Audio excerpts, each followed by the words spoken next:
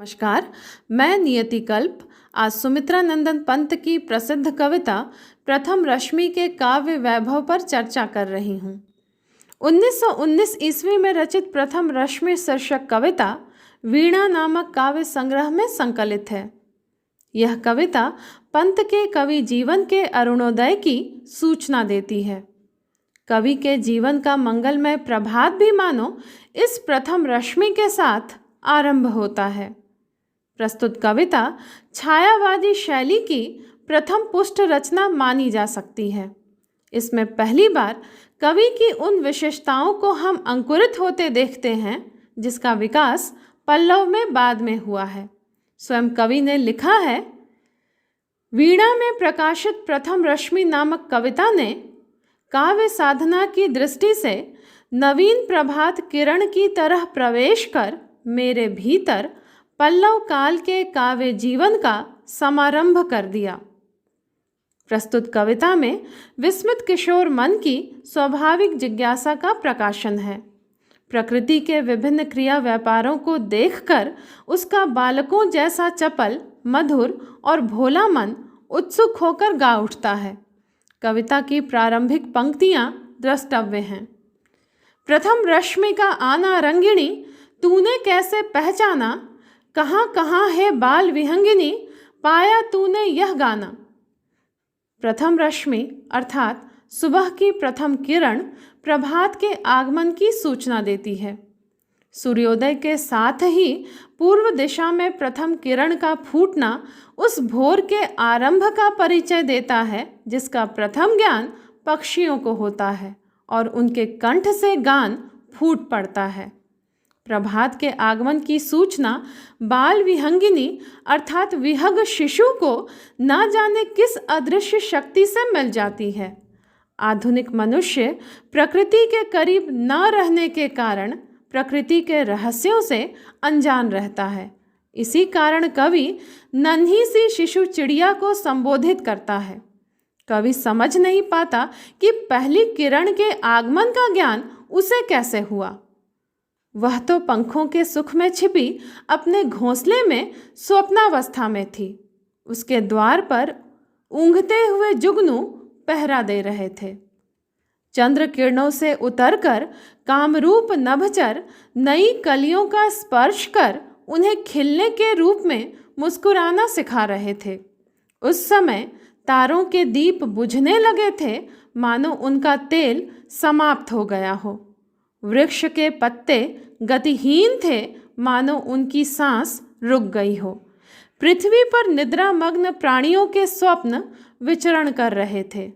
चारों ओर अंधकार ने मानो मंडप तान दिया था। ऐसे समय में यह तरुवासिनी प्रभात का स्वागत गीत गाती हुई कलरव कर उठी। इस अंतर्यामिनी को प्रभात के आगमन का ज्ञान न जाने कैसे हुआ। रात्रि के समय सृष्टि के अंधगर्भ अर्थात गहन अंधकार से निकलकर अनेक छायातन और छायाहीन दुष्ट निशाचर इंद्रजाल अर्थात जादू टोने की सृष्टि कर रहे थे।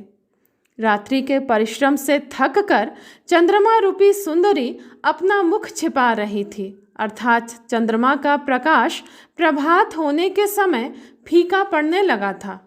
भ्रमर कमल कोश में बंदी था और चकवा विरह शोक से व्याकुल हो रहा था। जैसा कि हम जानते हैं, सूर्यास्त होने पर कमल की पंखुड़ियां बंद हो जाती हैं और भंवरा जो कि उस पर बैठा रहता है वह भी उसमें बंद हो जाता है। उसी प्रकार रात्रि में चकवा भी अपनी चकवी से बिछड़ जाता है। संसार निस्तब्ध था, मानो सारे जग की इंद्रियां मूर्छित हो गई हों। अंधकार के कारण जड़ चेतन सब एकाकार हो गए थे। शून्य विश्व के हृदय में केवल सोए हुए प्राणियों की सांसों की ध्वनि चेतना का आभास दे रही थी। ऐसी नीरवता में इस बहुदर्शिनी ने सर्वप्रथम जागरण गीत गाते हुए संसार में सुख, सौंदर्य एवं सुगंध का ताना बाना गूंथ दिया। यहाँ बहुदर्शिनी शब्द बाल विहंगिनी के लिए प्रयुक्त हुआ है, जो प्रकृति की सूक्ष्म चेतना शक्ति की प्रतीक है, जिसकी सहायता से वह प्रकृति में होने वाले परिवर्तनों को पहले से ही जान जाती है। सूर्य की प्रथम किरण के आते ही चारों ओर व्याप्त अंधकार मानो ज्योति पुंज के रूप में साकार हो उठा। रूप और वर्णहीन वस्तुएं नाम और रूप से युक्त हो गईं और शीघ्र ही यह रूपात्मक जगत प्रकट हुआ। देखा जाए तो दार्शनिक तथ्य का संकेत भी इन पंक्तियों में कवि ने किया है। ब्रह्म जब निराकार रहता है तब वह अगोचर अदृश्य रहता है। जैसे ही वह अवतार धारण करता है वह साकार हो दृश्यमान हो उठता है। प्रथम रश्मि के आगमन से पेड़ों के पत्ते आनंद से पुलकित हो उठे। सोया हुआ पवन चंचल हो गया। फूलों के अधरों पर हंसी खेलने लगी। उन पर पड़े ओस बिंदु मोती के दानों की भांति हिल उठे। नींद में अलसाई पलकें खुली। प्रभात की स्वर्णिम आभा चारों ओर फैल गई। फूलों की सुगंधि से आकृष्ट होकर भौरे उन पर गुंजार करने लगे। स्पंदन, कंपन और नवजीवन का जगत में पुनः संचार हुआ। कवि सृष्टि के परिवर्तन के रहस्य को पहले से ही जानने वाली विहंगिनी से पूछता है कि हे रंगिणी, तूने सूर्य की पहली किरण के आगमन के रहस्य को कैसे पहचाना?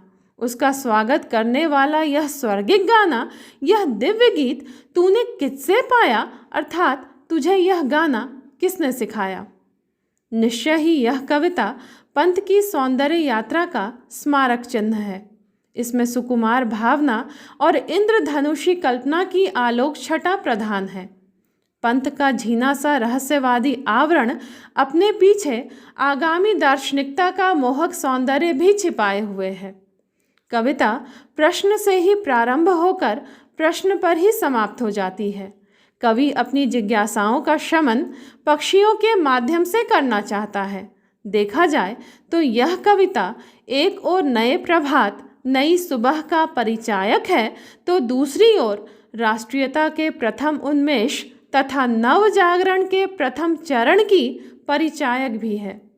प्रस्तुत कविता में छायावादी जिज्ञासा एवं रहस्य भावना के साथ साथ प्रकृति के प्रति कवि का सौंदर्यवादी दृष्टिकोण भी प्रकट हुआ है।